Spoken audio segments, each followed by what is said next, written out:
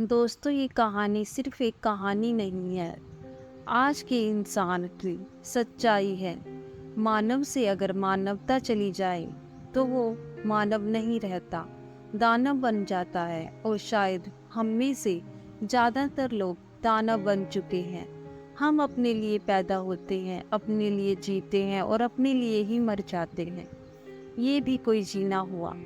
इसी को दर्शाती है आज की यह कहानी। तो सुनिए आज की यह रुला देने वाली कहानी। सर्दी की रात थी। मैं थक हार कर ऑफिस से घर जा रहा था। कार में शीशे बंद होते हुए भी जाने कहां से ठंडी ठंडी हवा अंदर आ रही थी।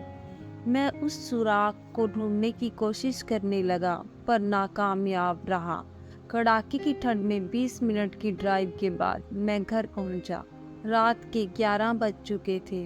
मैं घर के बाहर कार से आवाज देने लगा, बहुत देर हॉर्न भी बजाया। शायद सब सो चुके थे। 10 मिनट बाद खुद ही उतरकर गेट खोला। सर्द रात के सन्नाटे में मेरे जूतों की आवाज साफ सुनी जा सकती थी। कार अंदर कर जब दोबारा गेट बंद करने लगा, तभी मैंने देखा एक 7 से 8 साल का बच्चा अपने कुत्ते के साथ मेरे घर के सामने फुटपाथ पर सो रहा था। वह एक फटी हुई चादर ओढ़े हुए था।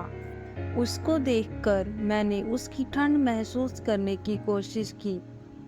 मैंने मोटी महंगी जैकेट पहनी हुई थी, फिर भी मैं ठंड को कोस रहा था। और बेचारा वो बच्चा, उसके बारे में सोच ही रहा था कि इतने में वो कुत्ता बच्चे की चादर ओढ़ मेरी कार के नीचे आकर सो गया। मेरी कार का इंजन गर्म था। शायद उसकी गर्माहट कुत्ते को सुकून दे रही थी।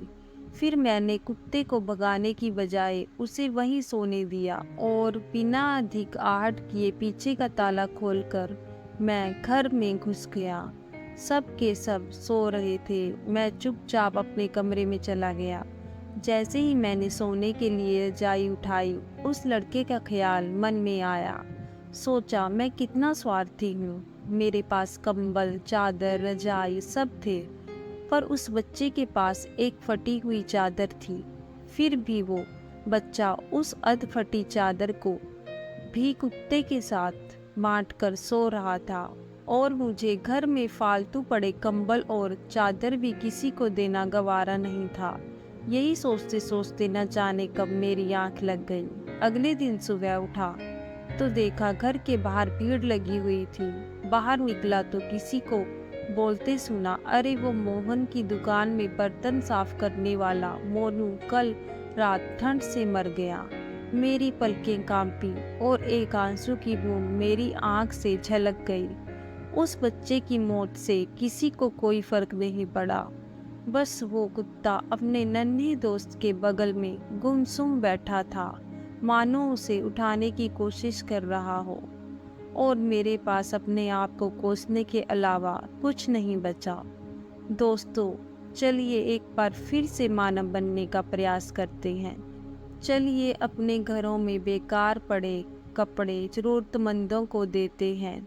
चलिए कुछ गरीबों का भला करते हैं।